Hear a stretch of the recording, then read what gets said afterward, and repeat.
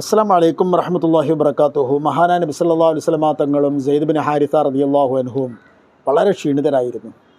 അവർ തൊട്ട് മുമ്പിൽ ഒരു തോട്ടം കണ്ടു. ആ തോട്ടത്തിലേക്ക് കയറി. തായിഫ് കാർഷിക സമ്പന്നമായ ഒരു മേഖലയാണ്, നാം നേരത്തെ പറഞ്ഞിട്ടുണ്ട്. അവിടെയുള്ള തോട്ടങ്ങൾ അധികവും മക്കയിലെ പ്രഭുക്കന്മാരുടേത് തന്നെയാണ്.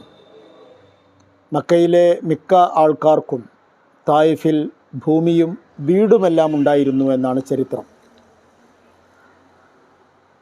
തോട്ടത്തിലേക്ക് കടന്നു വന്ന രണ്ടാൾക്കാരെയും അതിൻ്റെ ഉടമകൾ ദൂരെ നിന്ന് കണ്ടു.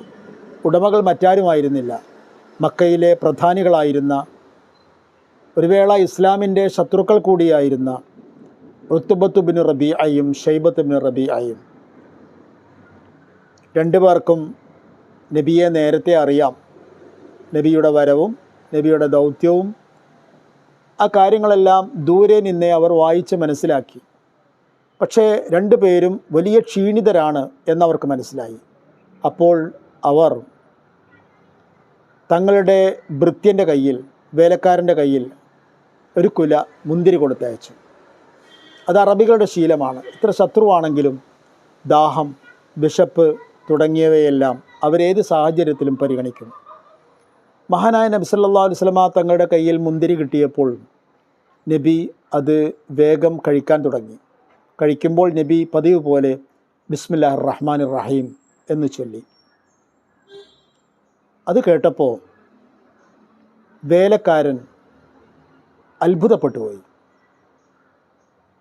ഈ ആഗതരുടെ രൂപവും ഭാവവും വേഷവുമെല്ലാം കണ്ടാൽ അവർ മക്കയിലെയോ തായിഫിലെയോ ഏതോ രണ്ടാൾക്കാരാണ്. പക്ഷേ അവർ ഭക്ഷണം കഴിക്കുമ്പോൾ ഇങ്ങനെ ചൊല്ലുന്നത് ഈ നാട്ടുകാരുടെ ശീലമല്ല. ഇവരുടെ സംസ്കാരത്തിൽ അങ്ങനെ ഒന്നില്ല. അതുകൊണ്ട് വേലക്കാരൻ ആഗതരെ സൂക്ഷിച്ച് വീണ്ടും വീണ്ടും നോക്കിക്കൊണ്ടിരുന്നു. അത് നബി കണ്ടു. നബി ചോദിച്ചു, നിൻ്റെ പേരെന്താ? അദ്ദേഹം പറഞ്ഞു, എൻ്റെ പേര് അദ്ദാസ്. എവിടുത്തുകാരനാണ്? ഏത് മതക്കാരനാണ്? അദ്ദേഹം പറഞ്ഞു, ഞാൻ ക്രിസ്ത്യാനിയാണ്. ഞാൻ നീനുവായിൽ നിന്നുള്ള ഒരാളാണ്. അത് കേട്ടപ്പോൾ നബി ചോദിച്ചു, ഓ, യൂനുസ് ബിൻ മത്തായിയുടെ നാടോ? നീനുവ ഇറാഖിലെ ഒരു നഗരമാണ്. അവിടേക്ക് നിയോഗിക്കപ്പെട്ട പ്രവാചകനായിരുന്നു മഹാനായ യൂനുസ് നബി അലൈഹി സ്വലാത്തു വസ്സലാം. ഖുർആൻ മഹാനവറുകളുടെ ചരിത്രം വിശദമായി പറയുന്നുണ്ട്. അത് കേട്ടപ്പോൾ അദ്ദാസിന് അത്ഭുതം. യൂനുസ് ബിൻ മത്തയെ എങ്ങനെയാണ് നിങ്ങളറിയുക? എൻ്റെ നാട്ടുകാരനായ പ്രവാചകനായ യൂനുസ് ബിൻ മത്തയെ എങ്ങനെയാണ് താങ്കൾ അറിയുക? അപ്പോൾ മഹാനായ നബി സല്ലല്ലാഹു അലൈഹി വസല്ലമ തങ്ങൾ പറഞ്ഞു, അത് എൻ്റെ സഹോദരനാണ്. അദ്ദേഹം ഒരു പ്രവാചകനായിരുന്നു, ഞാനും ഒരു പ്രവാചകനാണ്. അത് കേട്ടതോടുകൂടെ അദ്ദാസ് മഹാനായ നബിയുടെ കരങ്ങളിലേക്ക് വീണു. ആ കരങ്ങൾ ബഹുമാനത്തോടെ ഉമ്മ വെച്ചു. എന്നിട്ട് അഷ്ഹദു അൻ ലാ ഇലാഹ ഇല്ലല്ലാഹ് വ അന്നക റസൂലുള്ളാഹ് എന്ന സത്യസാക്ഷ്യം ചൊല്ലി ഇസ്ലാമിൻ്റെ വെളിച്ചത്തിലേക്ക് കടന്നു. തായിഫ് യാത്രയിലെ ഏക സമ്പാദ്യമായിരുന്നു, ഏക നേട്ടമായിരുന്നു അദ്ദാസ്. ക്ഷീണമെല്ലാം മാറ്റിയതിനു ശേഷം നബിയും സെയ്ദ് റളിയല്ലാഹു അൻഹുവും അവിടെ നിന്ന് പുറപ്പെട്ടു. ദുർഘടമായ വഴികൾ താണ്ടി ശാരീരികവും മാനസികവുമായ പ്രയാസങ്ങളോടുകൂടെ ആ രണ്ടു പേരും മക്കായിലേക്കുള്ള വഴിയിലൂടെ മുന്നോട്ട് പോയി.